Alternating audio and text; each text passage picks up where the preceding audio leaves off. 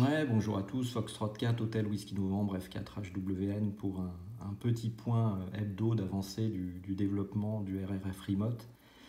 Alors je vous ferai pas des vidéos, je vais pas vous saouler toutes les semaines. C'est juste, je vous fais des vidéos quand j'ai des choses à dire, quand j'ai le temps de le faire également.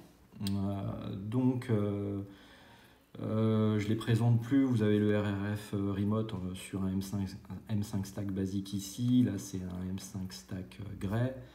Là on est en version 1.1.8, donc la dernière version stable. Qu'est-ce que j'ai fait cette semaine? J'ai amélioré un certain nombre de choses, notamment sur la gestion des boutons, sur des petites choses comme ça. Voilà, tout un tas de petites optimisations, un peu de revue de code, de refactoring. Ça marche plutôt bien, bien sûr je joue avec en permanence. Donc ça commence à devenir quand même vraiment très sympa à utiliser. Mais je suis à la fois jugé parti, donc voilà, hein, ça n'est que mon avis. Hein. Mais vous savez, comme je dis souvent, je travaille avant tout pour moi-même. Je mets tout en open source, ensuite les gens font ce qu'ils veulent, s'ils veulent l'utiliser, ils l'utilisent, s'ils ne veulent pas l'utiliser, ils ne l'utilisent pas. Je n'ai rien à vendre, voilà, j'ai juste des choses éventuellement à donner pour ceux qui le souhaitent hein, et qui sont intéressés. Petite remarque tout de même, là, ici, vous avez un angle de vision qui est un peu différent, tout simplement parce que la version Grey est sur un petit support. Voilà, ça coûte 4 ou 5 dollars à peu près, donc ça se déclipse comme ça. Puis ça se réemboîte. Il a redémarré parce que j'ai appuyé sur le bouton reset là. Donc voilà, ce petit support en fait vous permet d'avoir un bon angle de vision et d'avoir quelque chose de très stable. Donc ça coûte effectivement 4 ou 5 dollars, pas plus. Hein. C'est vraiment 3 fois rien. Et les gens de M5 Stack sont quand même sympas parce qu'ils se sont dit, comme on a un petit peu de place au niveau du coffrage, là, il y a un petit peu de circuiterie, mais 3 fois rien. En fait, ils ont intégré en plus un capteur, donc un DHT12. Pour ceux qui connaissent, c'est un capteur en fait d'humidité et de température. Donc pour les fans de WX, vous pourrez vous lâcher. Je ne le prends pas en charge, je vous laisserai faire vos développements si vous en avez envie. Voilà. Alors, je voulais surtout vous montrer une chose. Je vais faire un peu de place. Je voulais surtout vous montrer une chose. Je refais un peu de mise au point. C'est quelque chose qui concerne une des versions du M5 Stack dont je vous avais déjà parlé, à savoir la version Core 2. Donc voici, c'est la dernière version qui est sortie, elle est sortie à l'automne dernier, et donc ça fait en gros 6 mois on va dire. Et elle se distingue par quelque chose qui est tout de suite visible, c'est que vous n'avez pas de bouton. Alors vous n'avez pas de bouton, pourquoi? Tout simplement parce que l'écran est tactile. Alors j'ai mis du temps à me plonger dans les couches basses de cette version parce qu'il y a beaucoup de choses qui changent en fait. Il y a un composant en couche basse qui s'appelle l'AXP 192 qui prend en charge beaucoup de choses sur cette version Core 2, ce qui n'était pas le cas sur les versions basiques et Grey.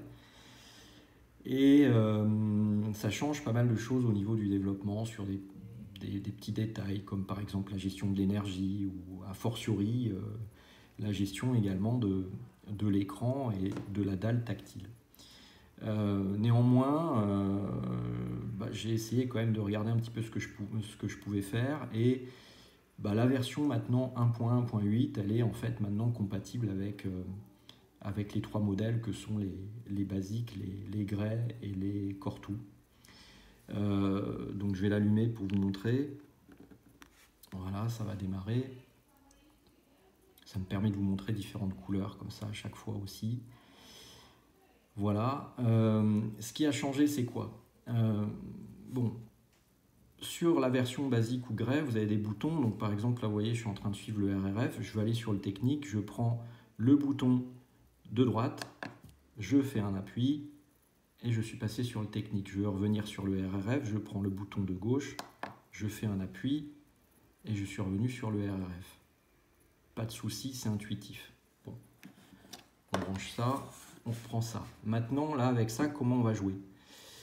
Ben, en fait, j'aurais pu définir des zones, donc des zones tactiles, et émuler des boutons. D'ailleurs, ils sont émulés dans le bas, là, mais ça ne m'intéressait pas. Je voulais faire quelque chose d'un peu plus amusant, tant qu'à faire. Donc, j'ai choisi plutôt d'implémenter ce qu'on appelle les gestures. Donc, ben, en gros, là, vous êtes sur le RRF aussi, vous voulez aller sur le technique, eh bien, vous allez vous déplacer comme ça, de gauche vers la droite. Exemple, voilà, je suis passé sur le technique. Maintenant, vous voulez aller retourner sur le RRF, vous allez aller de la droite vers la gauche. Alors, à chaque fois, ça a du mal. Voilà, ça y est, c'est passé. Je reviens sur le technique. Je reviens sur le RRF. Voilà. Il y a de temps en temps, il y a des petits ratés, hein, mais bon, c'est pas très impactant. Et de toute façon, s'il faut s'y reprendre à une ou deux fois, voilà. Alors, pour ce qui est du bouton du milieu qui permettait de gérer les menus, je vous remontre sur un basique. Donc, si je veux aller sur le menu, en mode menu, j'appuie sur le bouton du milieu. Voilà. Puis, je peux me balader ensuite de fonctionnalité en fonctionnalité. Bon, par exemple, la gestion de la luminosité ou la gestion des couleurs, changer de couleur, tiens, pourquoi pas. Tiens, on va se mettre en orange, voilà. Bon, voilà, ça marchait comme ça, il n'y a pas de souci. Le bouton du milieu permettait de passer en mode menu et de valider les sous-options des menus. Sur cette version-là, la gesture, c'est de bas en haut ou de haut en bas. Donc là, je suis sur le RRF, je ne suis pas en mode menu. Je slide vers le haut, voilà, je suis passé en mode menu, et puis ensuite, ben, pareil, je sais pas, par exemple, je veux aller on va aller plutôt dans l'autre sens, luminosité, couleur, voilà, donc je veux valider couleur, ok, je veux changer de couleur, le orange, ça me va, et je valide et je ressors, voilà. Donc, des gestures. Le bouton donc droit, on va de la gauche vers la droite. Le bouton gauche, on va de la droite vers la gauche. Et le bouton du milieu, on va de haut en bas ou de bas en haut. Voilà. Alors, bon, je vous l'ai déjà dit, hein, le M5 Core 2, il est un peu plus cher. Il a plein de choses en plus, hein, c'est sûr. Hein, c'est sans doute la plateforme de demain, hein, entre guillemets. Par rapport à un basique. Déjà, vous le sentez parce que le M5 Core 2 est plus lourd. Et il est plus lourd parce qu'il y a plus de choses dedans. Il y a une batterie qui est plus importante. Il y a 400 mAh à peu près dedans contre une centaine sur celui-là. Vous avez une horloge RTC, l'écran tactile, etc., etc. Donc forcément,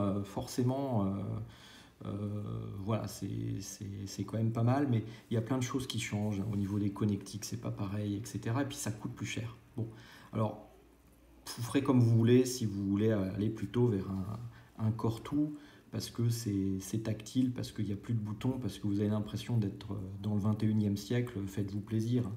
Il n'y a pas de souci, hein. Mais franchement, la version avec les boutons basiques ou grès, ça marche très bien.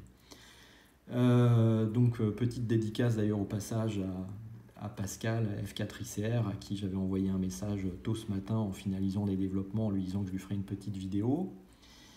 Et puis à propos d'ailleurs de où se fournir donc ces petits boîtiers, petite dédicace aussi à Denis F4GTT, qui très judicieusement me rappelait l'existence d'une boutique qui s'appelle Gotronic. J'ai pas de part, j'ai pas d'action chez eux, hein, c'est juste parce que la remarque était pertinente de la part de Denis F4GTT. Gotronic est une boutique qui vend un peu tout ce matériel à un QSJ qui, somme toute, est quand même assez intéressant. C'est certes un peu plus cher que auprès d'autres fournisseurs que beaucoup connaissent, mais ça permet de faire aussi marcher les commerçants, collecter la TVA, etc. Donc vous irez regarder sur Gotronic. Il y a des QSJ, encore une fois, qui sont plutôt pas mal, hein. Voilà, encore une fois, c'est pas du tout une vidéo sponsorisée. Comme je le dis toujours, je n'ai absolument rien à vendre. Je me contente juste de donner le peu que je peux réaliser, notamment sous forme d'idées ou de code informatique. Vous avez tout ça bien sûr sur mon GitHub. Donc voilà. Voilà pour cette petite démonstration. Donc librement téléchargeable comme d'habitude sous licence MIT en open source. 73 à tous. Bonne fin de dimanche et bon début de semaine. Et puis on se retrouve à plus tard sur l'air avec grand plaisir comme d'habitude. Allez, à très bientôt. Ici Foxtrot 4 Hotel Whisky Novembre, à Armel, département 75 qui passe en QRT. Et à la prochaine.